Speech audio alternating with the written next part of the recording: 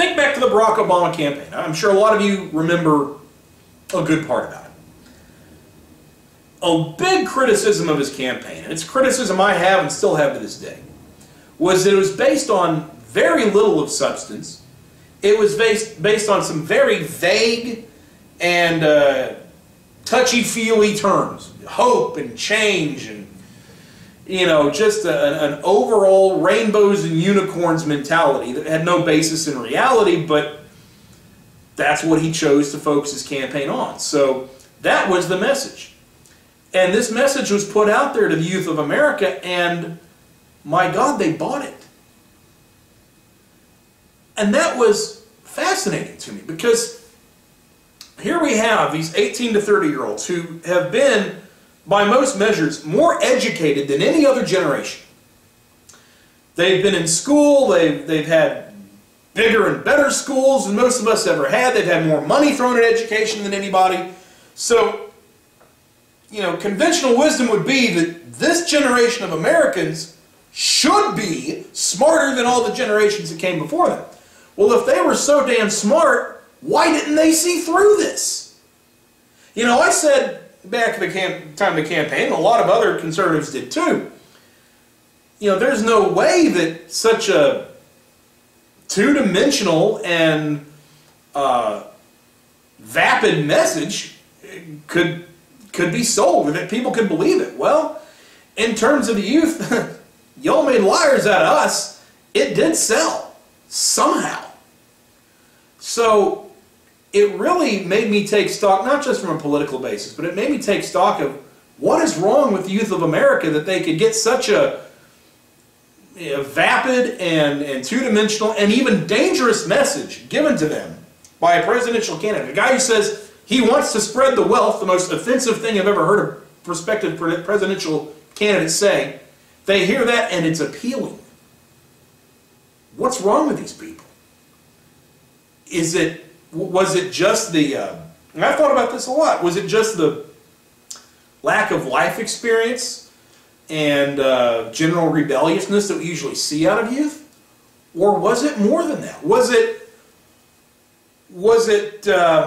maybe the way that we raised them? Were there some mistakes that we made, the previous generations, in how we brought these kids up?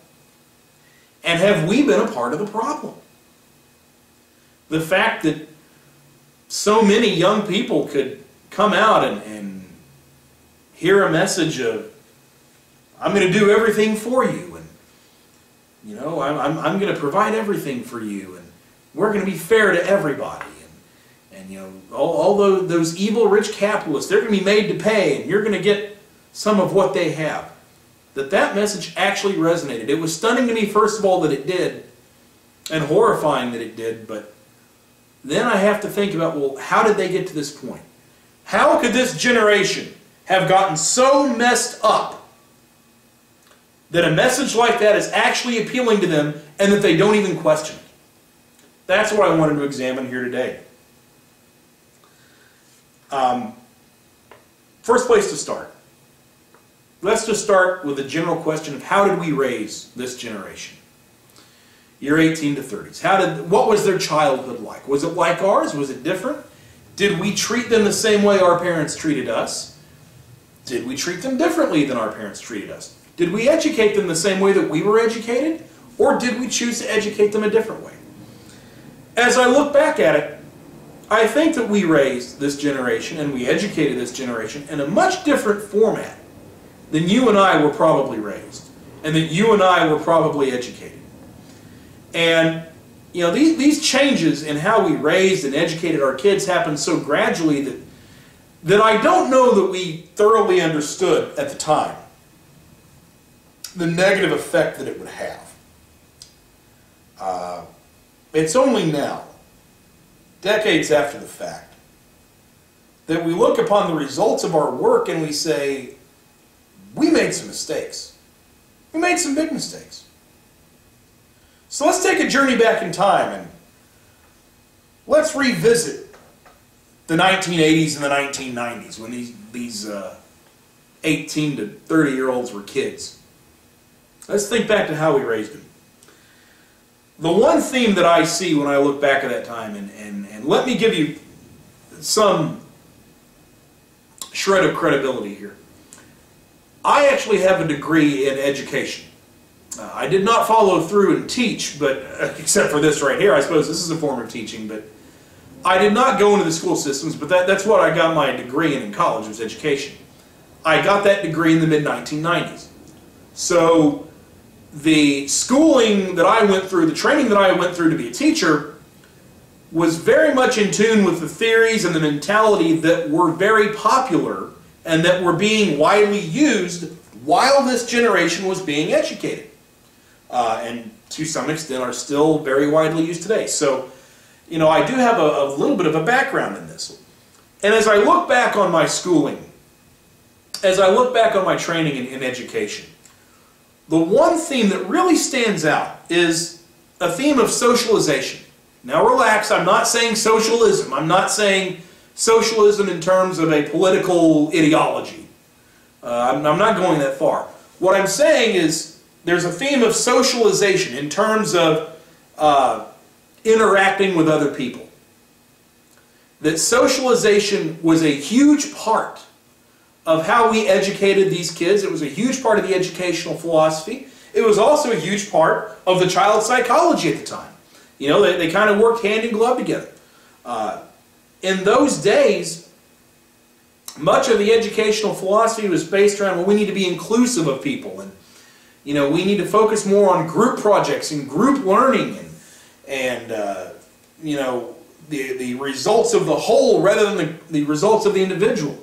And likewise with child psychology. And you know, if you read any parenting magazine back then or any parenting book, they would always tell you, you know, you want to make sure that your kids are socialized at as early of an age as possible, and get them out there interacting with other kids and as many different other kids as you can, and arrange all of these things.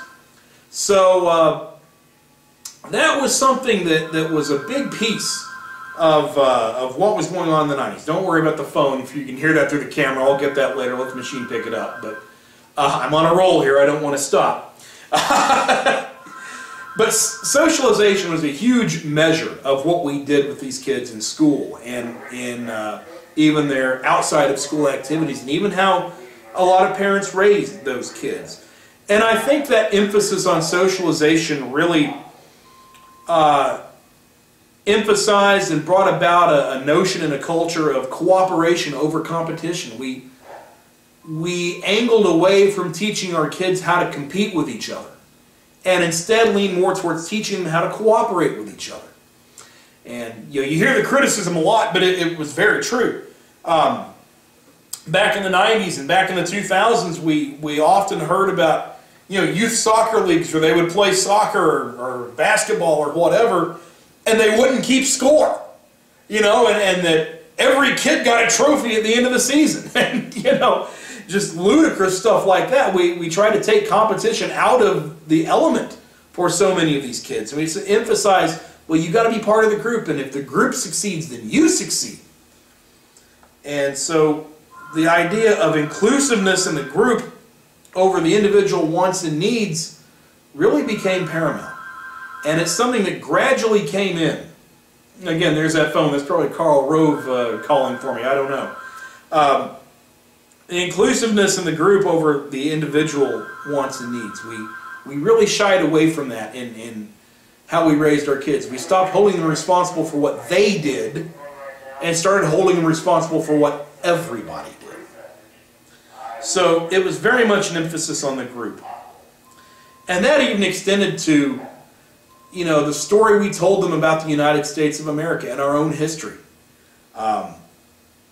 You know, when I was growing up, we were taught American history as one story, you know, as one people. And this generation has been taught American history in terms of so many different forms of history. There's not just American history, but, you know, there's black history and Hispanic history and women's history and every other group you can name. They have a history. And most of those different versions of history have placed a rather pronounced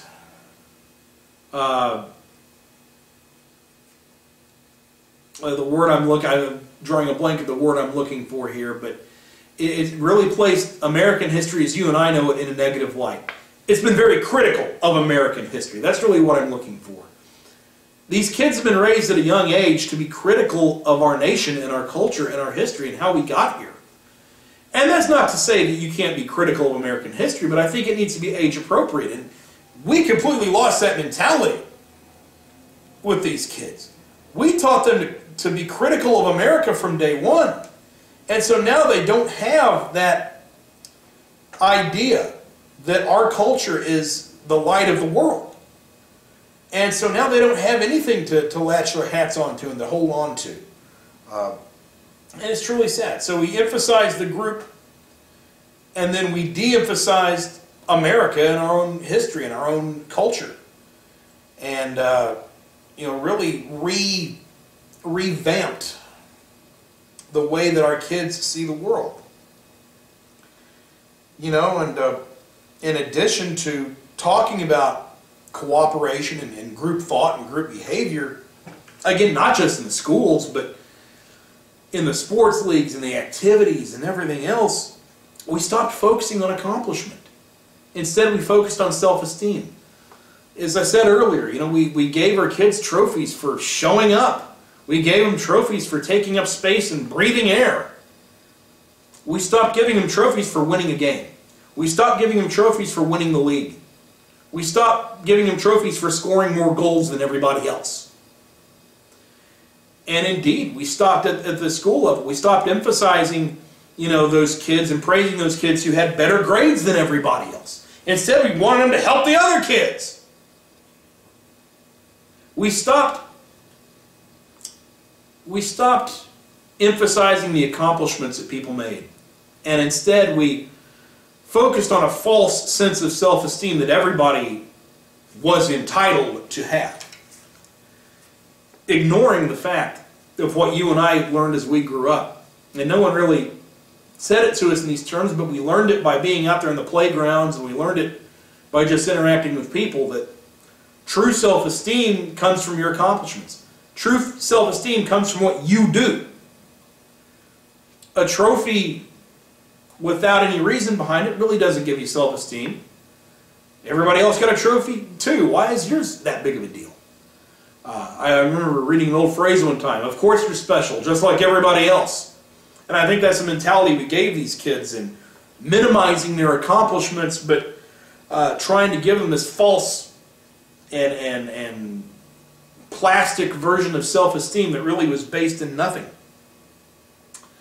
And then finally, in terms of how we raise these kids, we had an overprotective yet undisciplined environment for them. And when I first put this piece together and was sketching out my thoughts on it, the first thing I wrote was that it was an overstructured generation.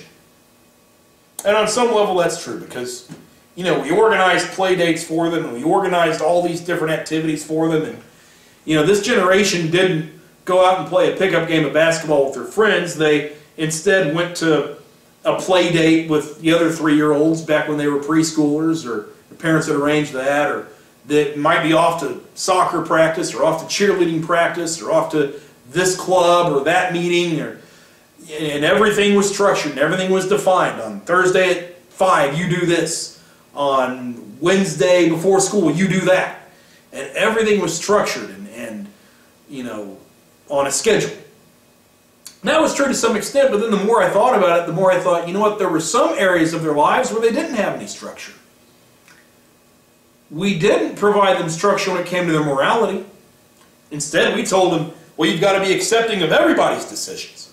And you've got to be accepting of everybody's religion. And you've got to be accepting of everybody's morality. And you can't criticize anyone at all. And that rather than saying, hey, you shouldn't have sex before marriage, we go into the schools and teach you how to put a condom on a cucumber.